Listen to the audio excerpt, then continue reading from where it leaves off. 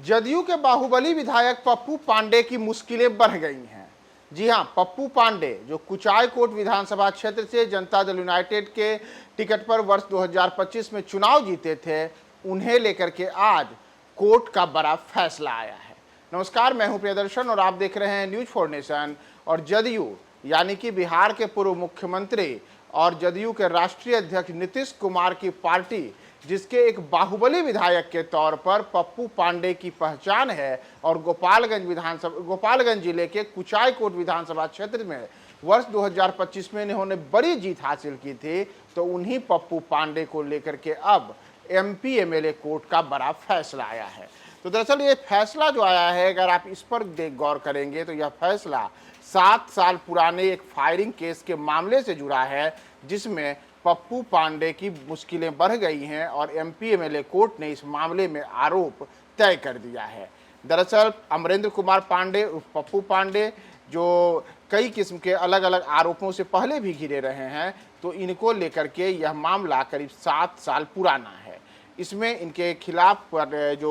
Police है वह court गई थी और इसी पर अब गोपालगंज की विशेष एमपी एमएलए अदालत ने विधायक समेत 3 आरोपितों पर आरोप गठित कर दिया है। जिला एवं सत्र न्यायाधीश 3 सह एमपी एमएलए विशेष न्यायाधीश राजेंद्र कुमार पांडे की अदालत ने आज यह फैसला सुनाया है, यानी कि यह फैसला आज गुरुवार को आया है, जिसमें स्पष्ट रूप से कहा गया है कि अमरेंद्र कुमार पांडे उर्फ पप्पू पांडे पर जो 7 साल पहले गोलीबारी करने का मामला था, उसमें इनके खिलाफ आरोप गठित किया जाता है और इसके साथ ही पप्पू पांडे की मुश्किलें बढ़ गई हैं। तो दरअसल न केवल इसमें अमरेंद्र कुमार पांडे और पप्पू पांडे की मुश्किलें बढ़ी हैं, बल्कि उनके बड़े भाई सतीश पांडे भी आरोपों से घिरे हुए हैं। आपको ज्ञात ही होगा कि सतीश पांडे भी बाहुबली छवि के नेता माने जाते हैं और इस पूरे इलाके में सतीश पांडे के ऊपर भी कई किस्म के गंभीर आरोप पहले से लगे रहे हैं। उनके ही छोटे भाई हैं पप्पू पांडे, तो पप्पू पांडे,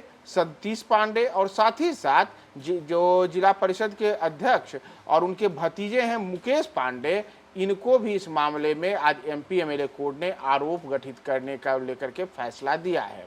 तो दरअसल अगर आप इस पूरे मामले पर आएंगे तो यह पूरा मामला गोपालगंज जिले के ही मीरगंज थाना क्षेत्र के नया गांव तुलसैया सिंहवा टोला से जुड़ा है, जहां वशिष्ठ तिवारी की पत्नी फूलवती कुंवर ने वर्ष 2019 में मीरगंज थाने में एक प्राथमिकी दर्ज कराई थी। उस प्राथमिकी में आरोप लगाया गया था कि उनके बेटे अभिमन्यु तिवारी को जान से मारने की नीयत से फायरिंग की गई थी और फायरिंग करने वाला कोई और नहीं बल्कि पप्पू पांडे, सतीश पांडे और मुकेश पांडे हैं।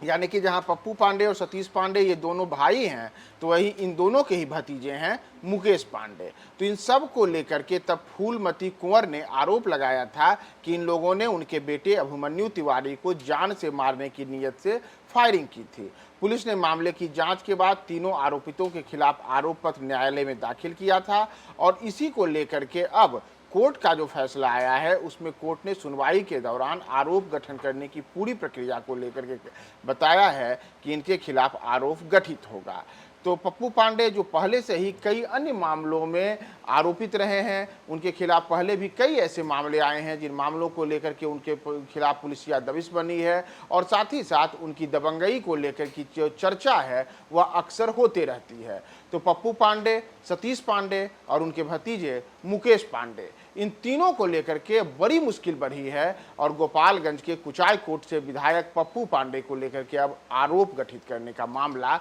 आज एमपी एमएलए कोर्ट ने सुनाया है। तो इस मामले को लेकर के अब आगे की सुनवाई में उनके खिलाफ क्या निकल कर आता है और क्या पप्पू पांडे अब जल्द ही एक बार फिर से जेल जाएंगे, उनके बाहुबली भाई सतीश पांडे को लेकर के पुलिस अब किस प्रकार की कार्रवाई करती है और साथ ही साथ कई आपराधिक मामलों में आरोपित इनके भतीजे मुकेश पांडे का क्या होता है, इन तमाम चीज़ों को लेकर के आगे की पूरी कार्रवाई पर हमारी नज़र है। हम आपको तमाम अपडेट्स बनाएंगे। बने रहें न्यूज फॉर नेशन के साथ।